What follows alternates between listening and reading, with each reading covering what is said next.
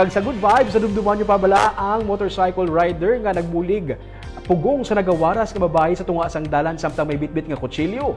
Bangod sang nabato niya nga reward money, nakasugod siya sa iya kaugalingon nga negosyo. Yaning report.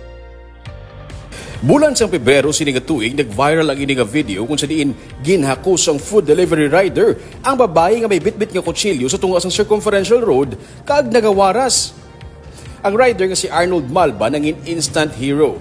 Nagbaton siya sang reward gikan kay Bacolod City Mayor Albi Benitez. Bangod sa kamong reward, nakasugod si Arnold sang iya kaugalingon nga negosyo. Wala na siya nag-food delivery rider. Ang kwarta nga nabaton niya, gingamit niya sa pagpasad sang sidecar nga sarang niya magamit sa pagnegosyo. Subong, amo na sini ang iya ginadala. May karga-karga siya nga steamer, may bulutangan sang juice kag may mga compartment. Dugay niya naluyag magnegosyo kag datagaan ni sang katumanan sang may nabaton siya nga reward. Amo itong insidente, nakapagos ang kabuhay ng motorcycle? Dako. Ay tungod? Kay, siyempre, una-una nakilala ka. Tapos, pangalawa, nakabulig ka man sa kapwa mo nga ano siya. Oo.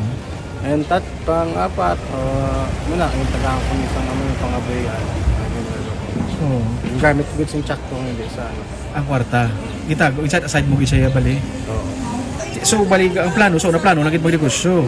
Tungod nga sa reward, yung tagaan ka kapital. At the same time, nakatagaan ako kapital. Dako mga bulig sa ako at pamilya. Suno kay Arnold, ang iban nga nabato niya nga kwarta iya ginhatag sa iya ginikanan. Ang iban, gintago niya pang kapital sa negosyo. Subong kadaaga, ara siya sa guwa sang John B. Lacson Colleges Foundation sa Barangay Ahli sa Bacolod City. Kag nagabaligya sang siomay kag juice. Kaagiman siya abiskwela diri. Alauna sang hapon, ara naman siya sa tabuk sang ospital sa Barangay Estefania. Kag kun mag-alas 5 sang hapon, sa tabuk naman sang San Sebastian Cathedral. Istorya ni Arnold, makapaubo siya sang 150 tubtob 200 ka siomay sa kada adlaw. Gina-order niya inigikan sa yaman nga utod. Mas maganda ni. Ngaw? Kay una-una,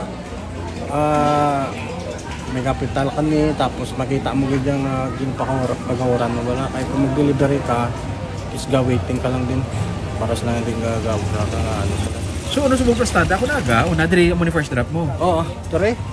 Tapos Anong oras ka di? Anong oras ka di kasugod? Alas 9, bago di kabot, is alas 10, depende naman sa traffic lang. Tapos hasta mag-alauna, lahat ka naman na ko, tapos hapon dito ko sa Port Town, pagka alas 5 dito ko sa Cathedral. Para kay Arnold, hindi niya malipatan ang abunga adlaw nga nagdesisyon siya nga magbulig pugong sa nagawaras nga babayi.